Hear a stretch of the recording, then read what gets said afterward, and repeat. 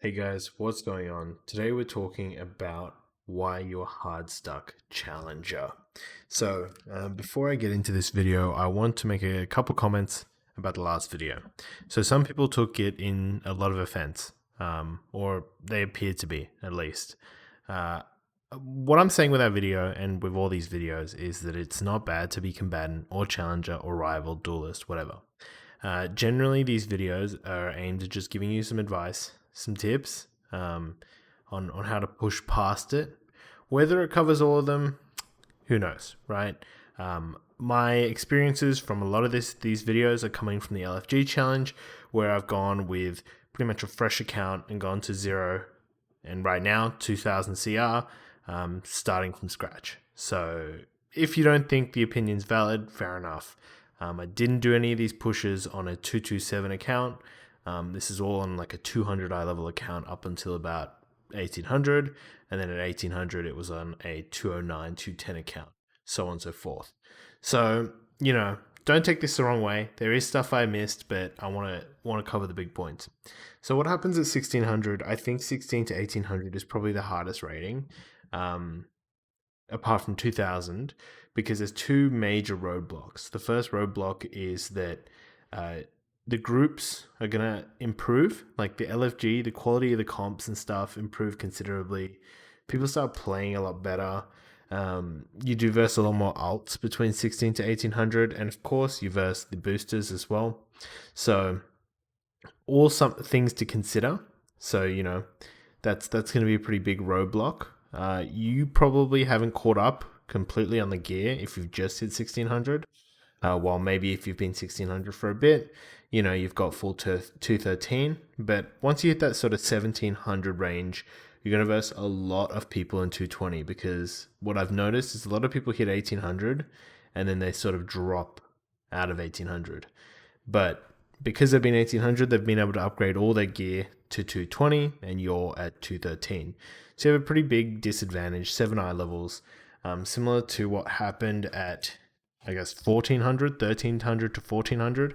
But I think it's a little bit more exacerbated at 1700 versus 1500 or 1300. Usually these negative the odd numbered ratings tend to be the hardest to break through, apart from duelist, of course. So what other things you should start to try and look at to push to the next level?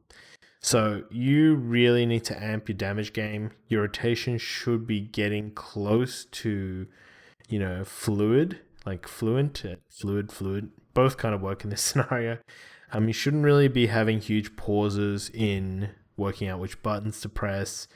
You should be up to scratch with your gear and trying to maximize all the gear that you currently have, because you can get full 213, and the difference between full 213 with a maxed out legendary and 220 with a maxed out legendary obviously is roughly 7 eye levels, but it's nothing you can't work around.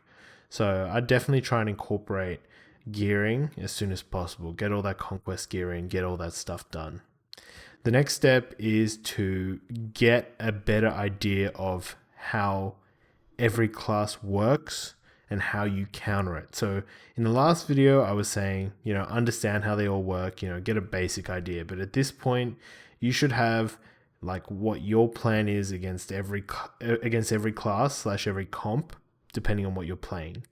You should also try, and my advice is to play the same comp, even in LFG, just so you get a feel for how it should be played, what you're supposed to be doing, what your role is in that comp. So I would generally pick, if you're a warrior, if you're Kyrian, TSG, Turbo, Warrior Shadow Priest, stuff like that. If you're Venthyr, maybe you're looking more at the Turbo, Warrior Shadow Priest, Warrior Mage.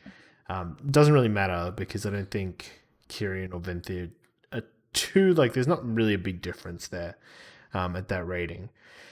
But your offensive cooldown usage should be very fluid, and you shouldn't be doing them into defensives, right? So at low ratings, I see a lot of people, burst their cooldowns into defensives. I've done that before when you get greedy, but you need to hold them and then use them sort of like to create pressure or after, you've created pressure. So if your teammates wings and your avatar spear off, like that's really, really hard to deal with if the enemy team's responded or reacted to the wings. The next thing is, and something that one of the YouTube posters noted, is understanding which cooldown to use against the cooldowns that your enemies have. So if a mage combusts you, what buttons are you pressing? You should generally have an idea. While it changes based on what you're versing and context, all this kind of stuff, you should have a general idea about what buttons to press based on what happens.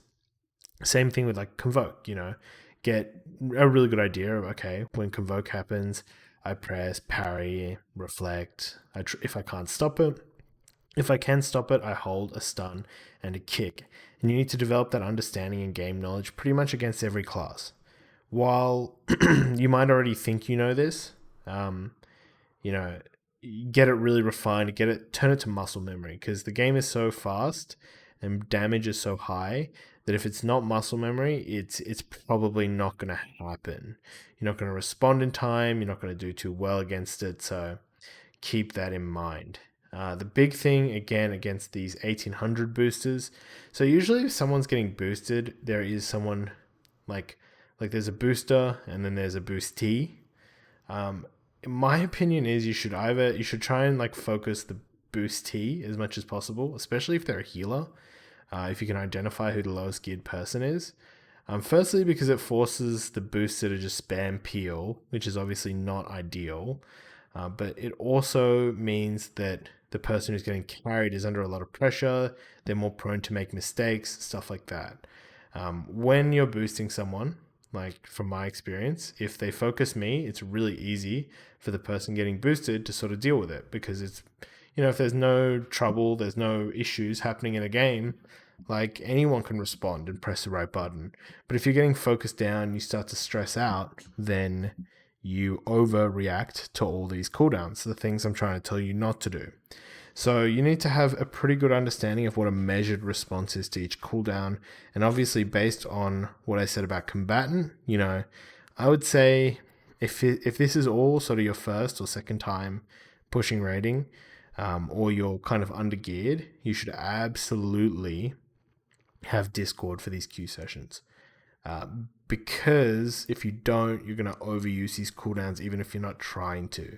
Because what'll happen is, maybe a mage pops combust, you normally will like spell reflect, wall, rally, hypothetically.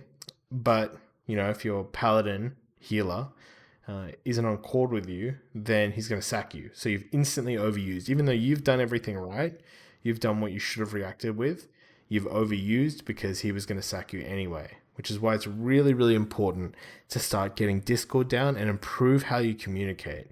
So you need to be talking and saying what you're doing, even if you're doing the wrong thing. So if you kick something, you need to go, okay, shit, I kicked that, my bad. I don't have kick for the next X, right? Usually it's like polymorph or a fear, mind games. You got to communicate that that's happening. And that's obviously good advice for everyone up, but try and be as vocal as possible. If you watch somebody like, Peekaboo or any of those big streamers who are pretty much constantly commentating, if you don't have comms, that's another good way that you can sort of make up for not having comms, is it forces you to be aware of the game. For instance, if I'm versing like a rogue mage and it's just me on stream, I'm going to be like stunning this guy and then I'm going to fear this dude and then I'm going to do this and this and this, and I know he has this. It just gets you to keep thinking and talking about the game, which is exactly what you need to do. Obviously, in terms of gear, like I said before, try and max it out as much as you can. If you can't max it out, don't worry about it. It's completely okay. Just try your best to. There's things you can also get, like, there's certain BOEs that are a lot more affordable now than they were before. If you can't afford them, I wouldn't stress too much. They're not going to make that much of an impact to your gameplay. Finally, I think the biggest thing from moving out of 1600 is I noticed the mindset of 1600, 1700 players is very toxic. Like, people just have some of the worst mindsets in this rating. So obviously when you LFG, you're going to get kind of some of the worst, in my opinion. Not by gameplay, but by attitude and sort of communication. They usually think they're really, really good when they're not good at all. And I don't mean this as an attack to any of you here. I'm sure all of you guys are very positive players and never tilt. But if you notice you're playing with a tilter, leave the group immediately. There's no point being in that group. You will lose your rating. You will not be able to push doing stuff like that. So you should try your best to avoid anyone on your team that's tilting. Your mindset should be as positive as possible. You should avoid arguing.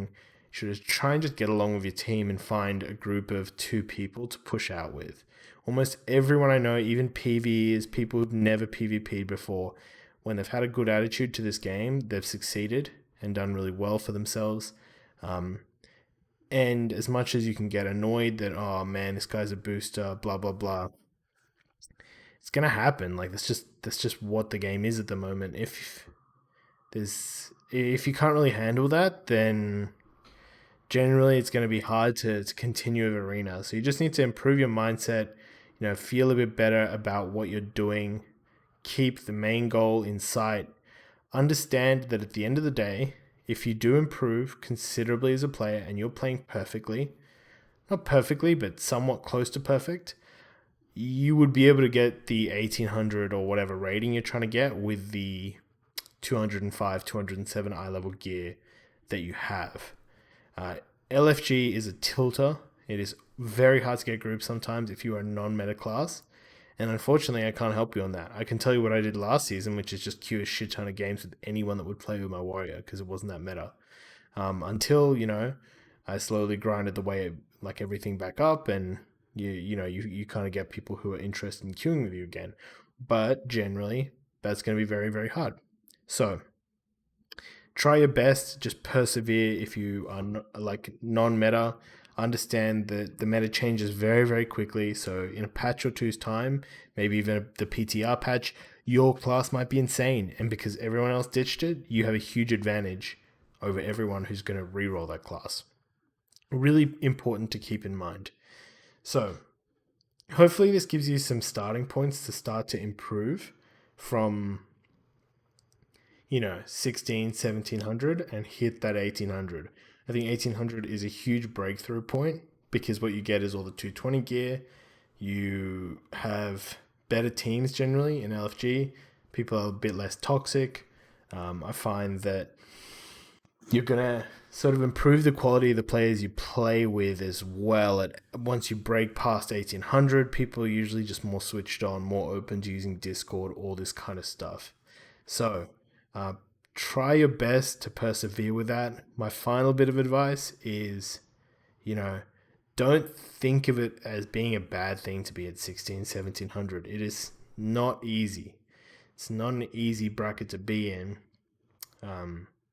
It's probably one of the most competitive for the majority of casual / intermediate arena players because there's so many people in that gap. Like someone posted, it is still in a very high percentile of the game. If you are playing at that rating, there's a lot of people who can't get there at all. So you have something to kind of aspire towards, which is the 1800.